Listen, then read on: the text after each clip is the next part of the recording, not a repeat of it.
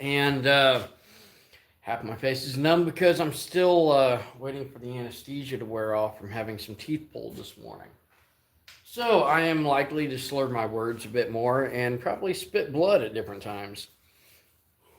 Not that that's that different from a lot of the videos here, but just giving you guys a heads up. Now, I was looking at a very recent build here, and that was our reverse falchion, the Talon build, and I did a ring pommel. Well, when I got to looking at it, it's not that pretty. And what I'm thinking about doing here is filling this with pewter, hence having the aluminum tape on that side already. So what I'm going to do, I'm going to get some gloves on, I'm going to heat some pewter, and I'm going to try to do a pewter pour, and hopefully it doesn't get too hot and run out everywhere. So, with that being said, if you guys haven't subscribed yet, it's a great time to do so. Like I said, having some issues, still partially numb from having dental work today. I got to give Greenville Family Dentistry props on doing a good job here.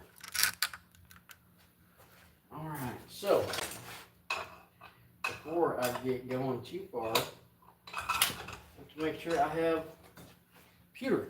That's what that is. That is pewter melted in that ladle.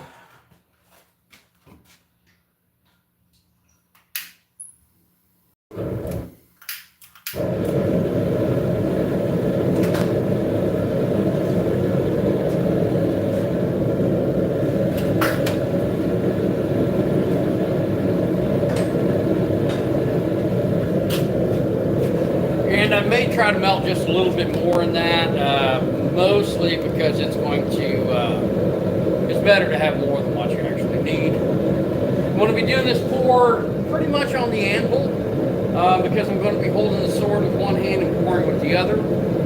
And hopefully this goes well. Once more, if you haven't subscribed yet, please do so. The more advertising, the better, and the more money I make, sooner I can pay off this dental bill. So, the falchion, I have to like, this has been a YouTube build. It hasn't been every step of the way, but pretty close. Ben, thank you very much. Yes. So here is the Talon, the reverse falchion that has been dubbed the Talon. And I'm going to go ahead. I've got one side blocked. I'm going to try to do a pewter pour so that my tongue's half numb. I apologize. I'm going to try to do a pewter pour. It's going to hide some of that stuff, but it's also going to add just a little more weight for a counterbalance on this. All right, let me get my sword balanced on the anvil here for just a moment. And right here, I have some pewter. And I have some more pewter I just put in. And I'm going to let it melt just a little bit.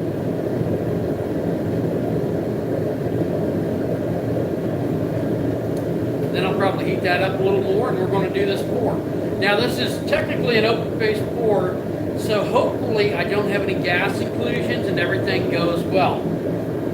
If it does, I've got ways to fix this.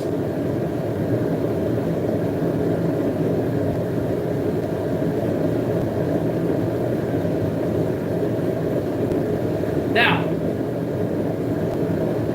almost there. Keep this up just a little bit more.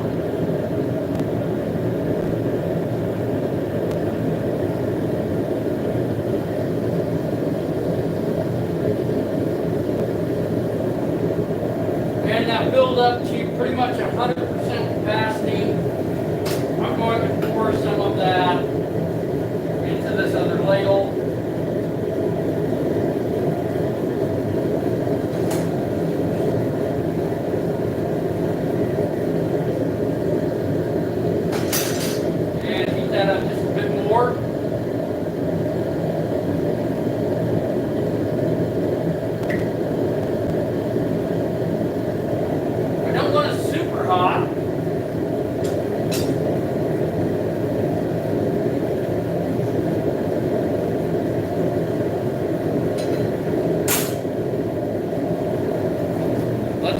works.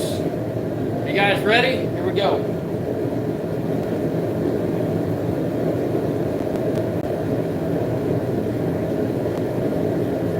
Bit of an overpour, and definitely some gaseous inclusions. So what I'm going to do,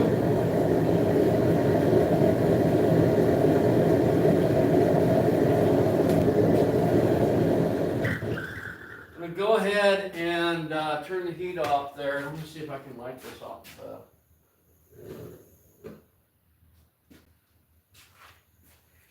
All right. So what I'm going to do here, I'm going to take the pewter and try to get it to go back molten so that it auto levels. Something nice about liquids. Get it to level off.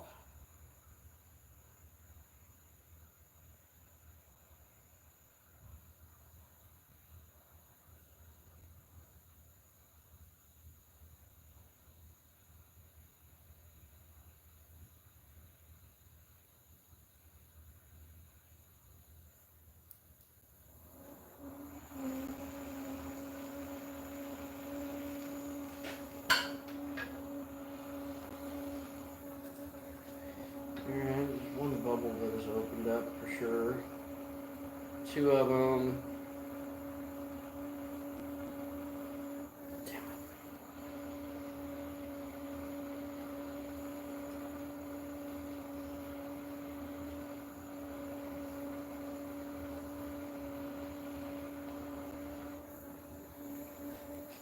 I don't want to overheat this, but I do need the pewter to go back molten.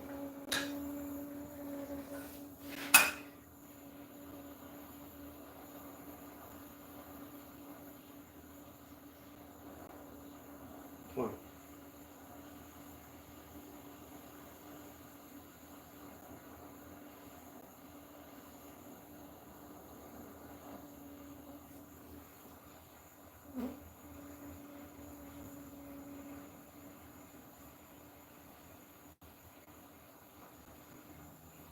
Almost there.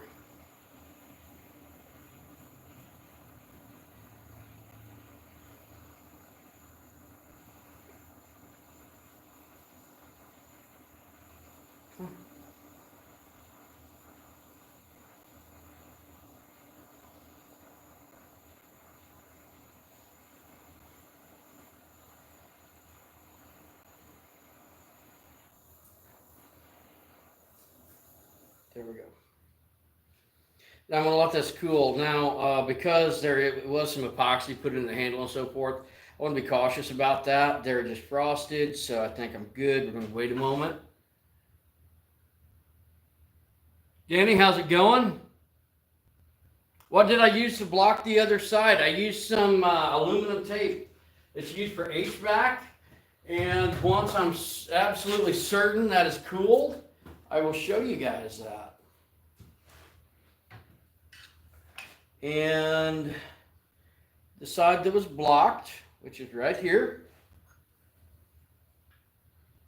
I used some aluminum HVAC tape.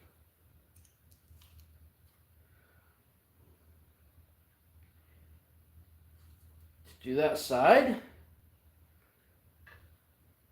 Now, that looks like it could be better.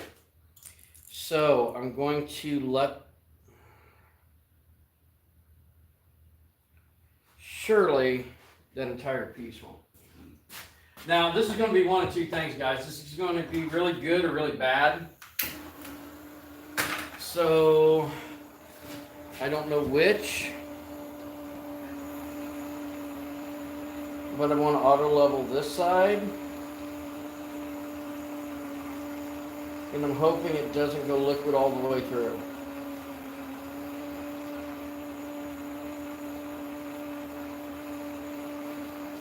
So keep your fingers crossed. Anything else you think you can keep crossed for good luck.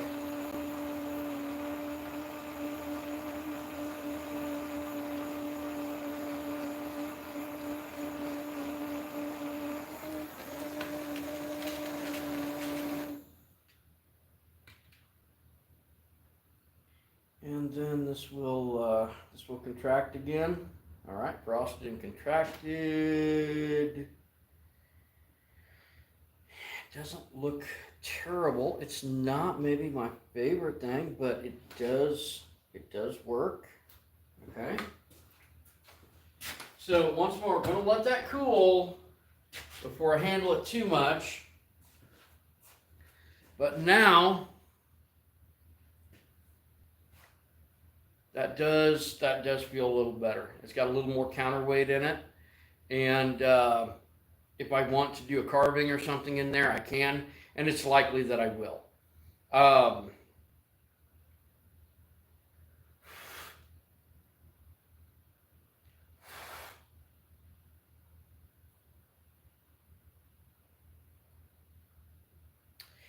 But there you have it, another step along the path for the Falchion, for the Talon reverse Falchion build. All right, guys, so let me show you what I got going right now.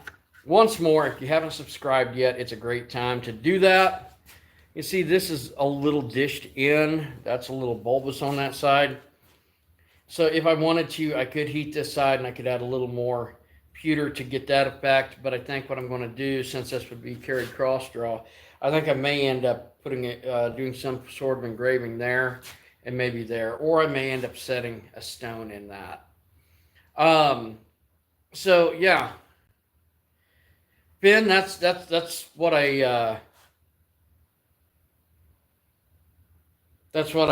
used to block that off, was that HVAC tape. And I gotta say, so far, of course I could change, but so far I'm happy with the build.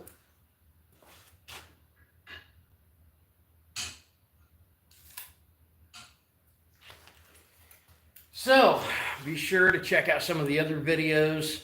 I want to pack my jaw with gauze again because I'm still bleeding from having some teeth pulled.